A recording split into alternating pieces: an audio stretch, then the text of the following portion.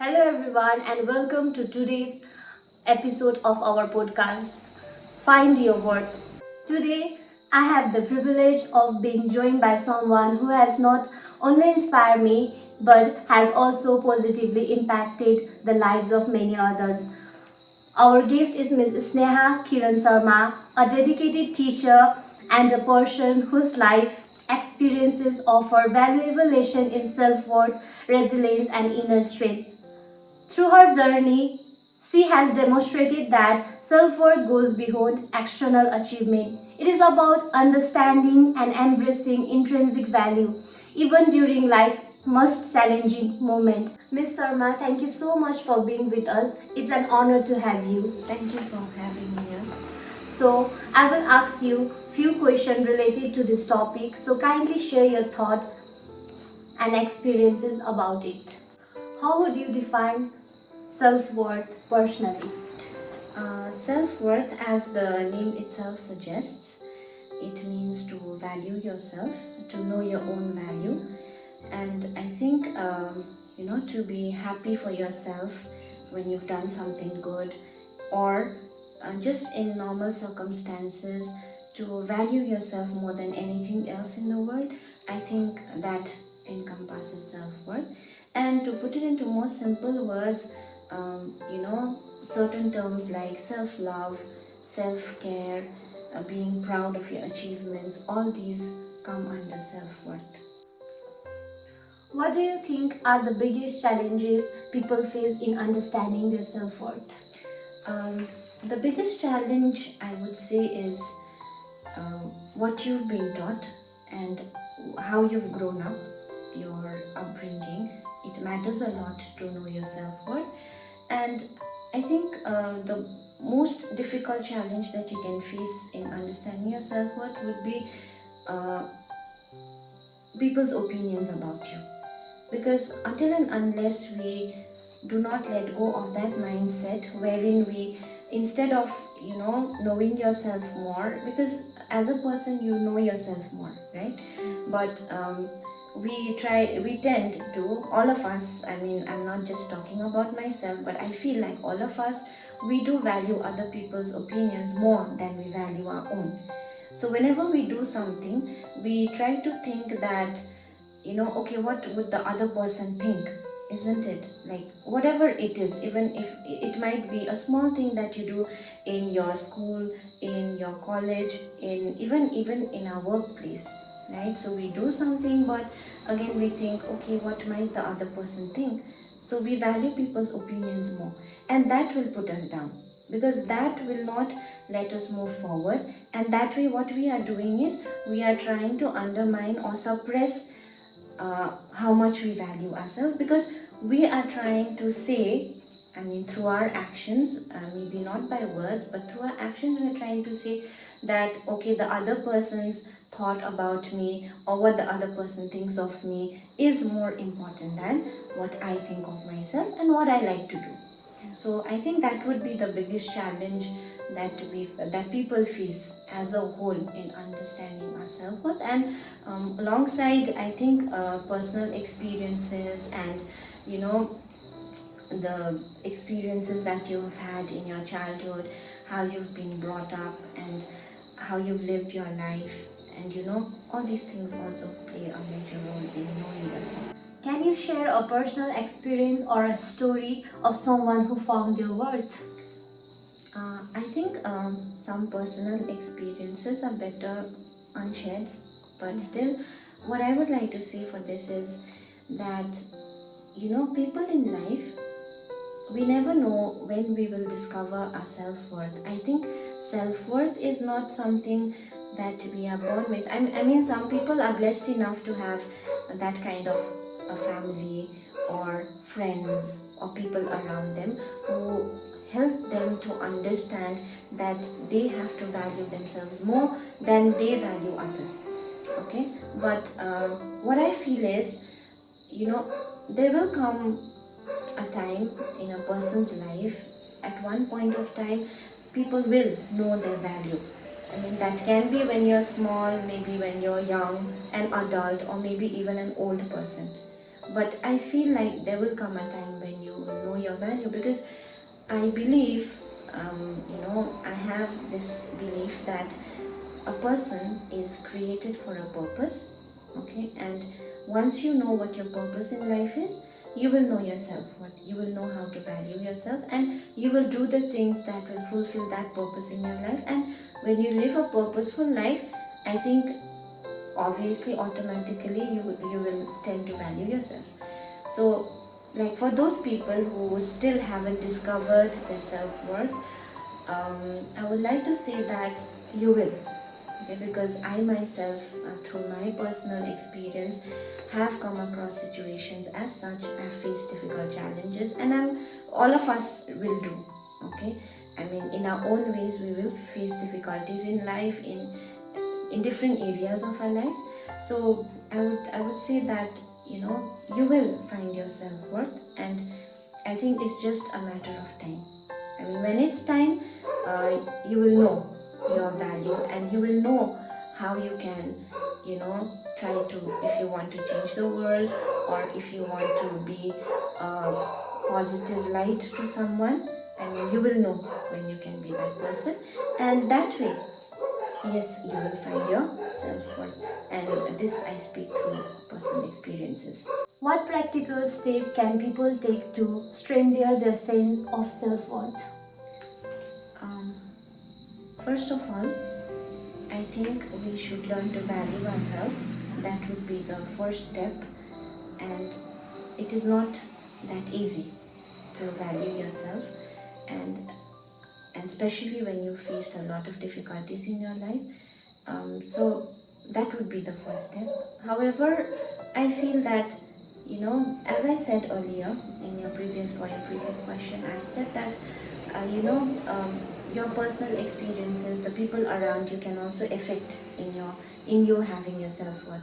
Okay, so what you can do is, to be practical enough.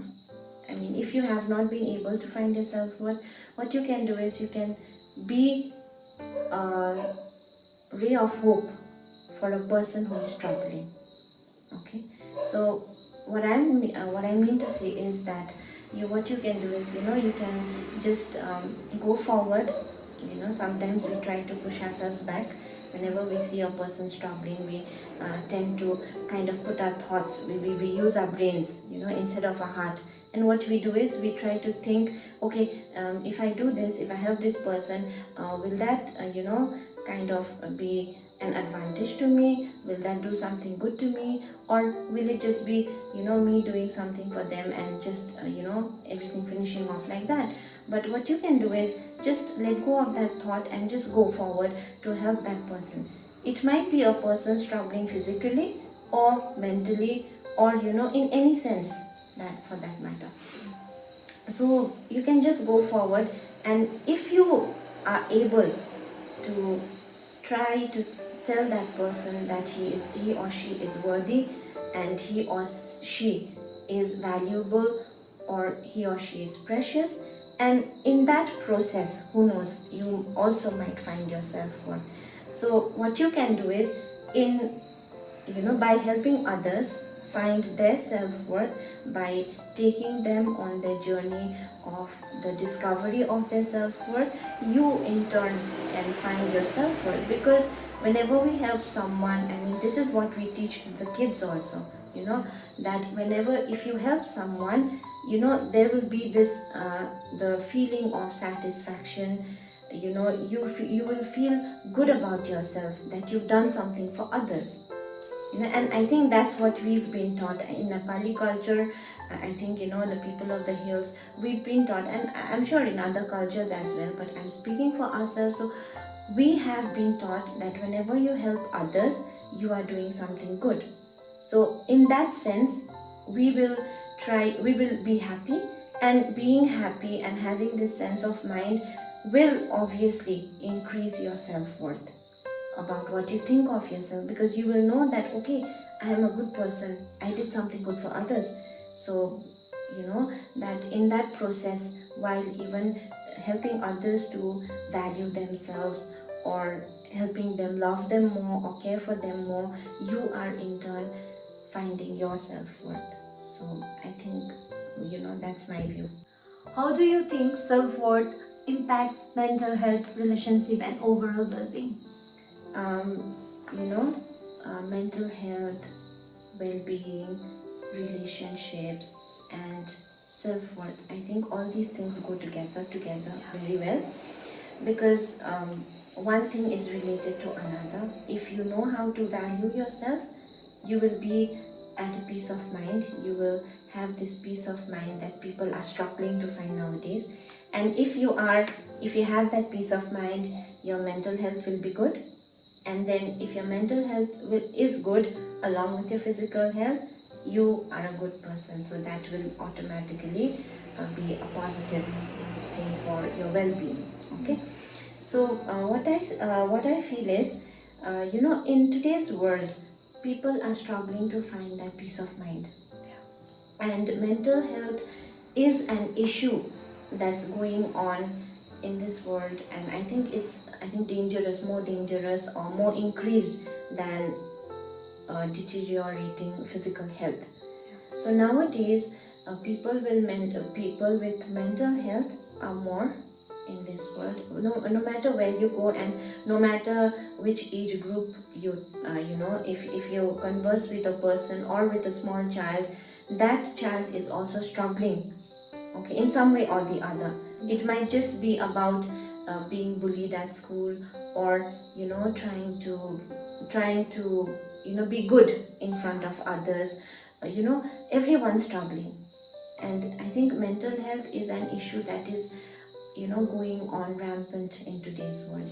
So finding your self-worth, you will try and learn to value yourself, and that way what will happen is you will know that, okay, I am special, because nowadays people rarely feel that.